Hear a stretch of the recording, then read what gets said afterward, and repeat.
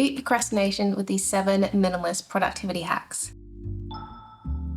Even if you're not a minimalist, if you're struggling with procrastination and putting off what you know are the more important things in life or at work, here's 7 key minimalist productivity hacks that have helped us beat procrastination. Procrastinating never feels good. Well, it might in the moment, but there's always the undercurrent of attached guilt. It's a pretty common human experience to delay or put off the thing we know we should be doing. But here's the thing, I think a lot of the time it's not out of laziness or a lack of desire to actually complete the thing. A lot of the time it's actually an anxiety response. Our brains like the familiar. They like looking for ways to minimize stress where they can. Our brains are cute like that. They're trying to protect us from the scary or difficult or new things. So it makes sense that when a task comes up that you know you need to do, you might find yourself putting it off, distracting yourself with less important things until the moment finally comes when it's crunch time. But doing this really just adds stress and a time pressure that wasn't there before. All the added stress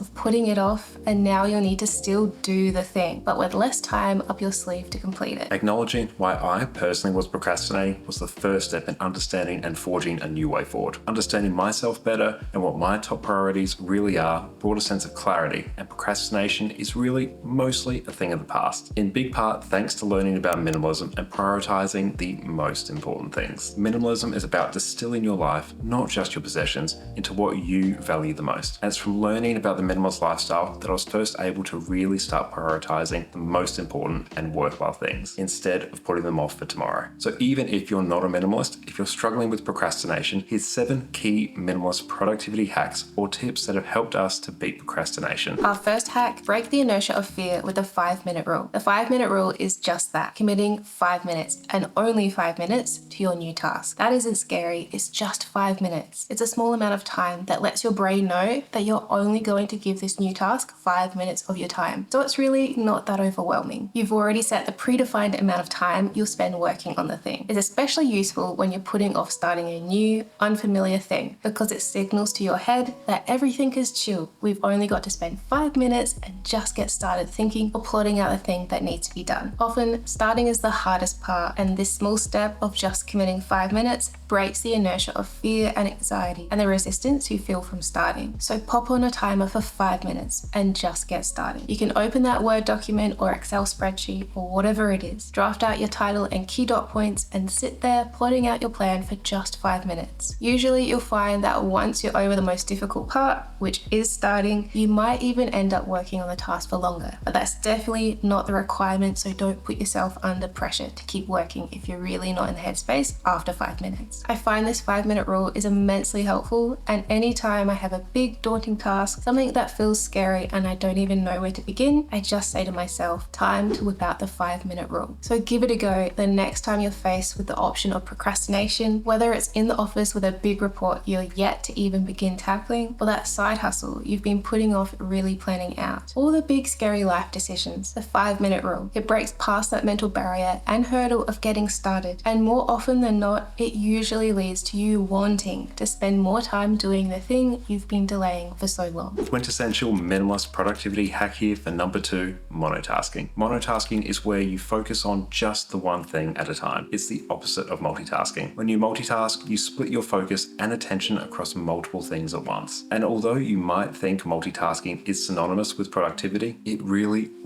isn't. Studies show that when we split our attention across many things at once, we're actually less effective. The human brain can't actually work very well when its attention is splintering off in various directions. Evidence also indicates that chronic multitaskers perform worse in many cognitive tasks. According to psychologist Clifford Nass, people who multitask all the time can't filter out irrelevancy. They can't manage a working memory. They're chronically distracted. It's when we're distracted and we don't know what to focus on that we procrastinate the worst. So monotasking absolutely helps here, and it's one of our personal favorite minimalist productivity tips because once we started implementing it, everything changed. Third on our list of minimalist productivity tips, calendar blocking. This is something I picked up in my work as a project manager. It's basically just blocking out individual tasks on your calendar as singular particular sets of time to complete them. It's particularly useful in an office setting where you use something like Google Calendar or an Outlook calendar, and you can plot out your daily tasks as chunks of time. I've always said if it's not on my calendar, I'm not doing it. And that's really the truth, and not just for me, but for so many of us. If something doesn't have a specific time allocated to it, more often than not, it simply doesn't get done. So if you want to be more productive, calendar blocking works wonders. It goes beyond just listing out a to-do list and actually dedicates a specific time to get it done. We could do an entire video on how we calendar block and Google Calendar for our work and our everyday life. Let us know in the comments below if that's something you would like to see. But yes, keep it simple, shift your tasks to a dedicated time slot on your calendar, and watch your productivity increase instantly. Yes, it takes a little more time to begin with when you first start doing it, but keep it super simple and will pay off with a clearer focus on what you should be doing and when. Next, as number 4 on our list of minimalist productivity hacks, batching. Batch similar tasks. When you switch between tasks, there's so much time and mental energy that's lost. It's actually got a term called attention residue, which refers to the lingering mental distraction caused by previous tasks that remains when you switch to a new one. This greatly lowers productivity, so try and stop it in its tracks when you can. Grouping or batching similar or like tasks means that you can focus in on the gains from repetitive motion. We always group related tasks, for example, responding to emails, calls, or specific admin tasks, and handle them all at once to maintain momentum and stop task switching. We've even taken this a step further and have set days for certain bigger tasks, instead of always having a dedicated time on each individual day for certain things. It's bumped up our productivity, and it's thanks to a minimalist mindset, always looking for efficiencies and trimming the excess, that batching is absolutely a core way we structure our work to be more productive and get more of the important things done. Next, the 5th tip on our list of ways to be more productive: reduce decision fatigue. Decision fatigue is a mental sluggishness that comes from making far too many decisions. It's been said that human decision making, as the day draws on, gets more and more difficult because needing to make so many decisions from so many choices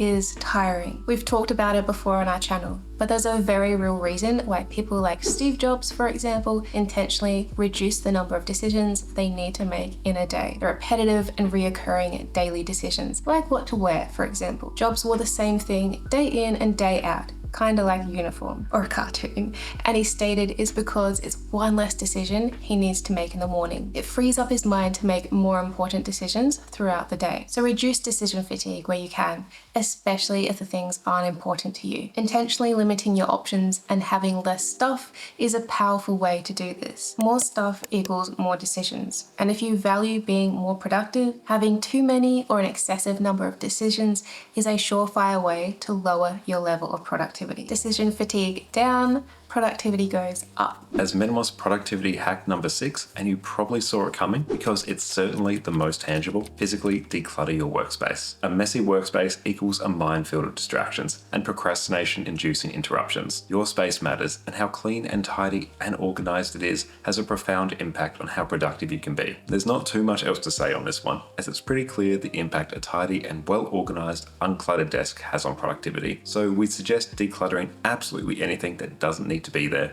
or serve as inspiration or motivation in some way. Simplifying things down to just keeping the essentials is best in our experience for an optimized, dedicated space perfect for deep work. Anything that stands between you being productive at your desk or detracts from you reaching your goals in life, just remove it, unless of course it inspires you. Last but certainly not least on our list of minimalist productivity hacks that have helped us beat procrastination, decide on your key 3. Your key 3 is basically your 3 most important or worthwhile things you want to achieve for the day. The essential, most important, highest priority, or the most worthwhile for that particular day. Some days it might be 1 big task and 2 smaller tasks, but keep it to 3 and 3 only. That's our personal rule anyway. We find it keeps us focused and keeps us on track with our top priorities. Listing any more than our key 3 and things start to get jumbled and forgotten, or the smaller things just have a way of creeping in and filling up our day. So keeping things simple and sticking to just our key 3 has been revolutionary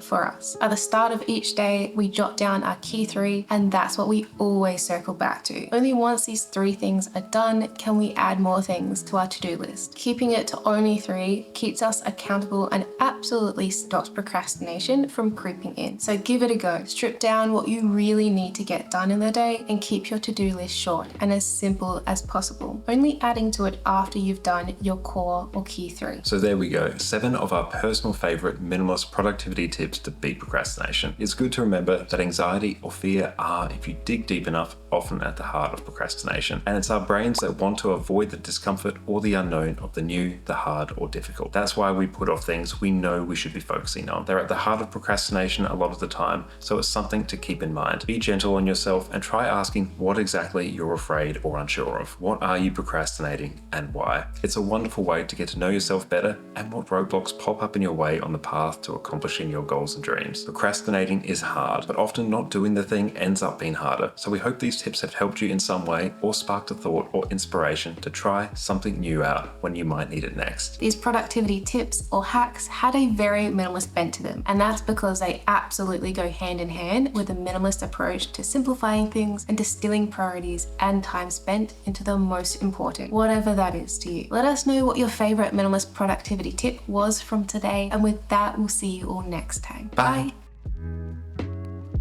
Next, the fifth tip. It's one of the perks of having a dog. Yeah. It's her sister. A dog lives here. Yeah. She's a cat. Yeah. Cleans herself like one.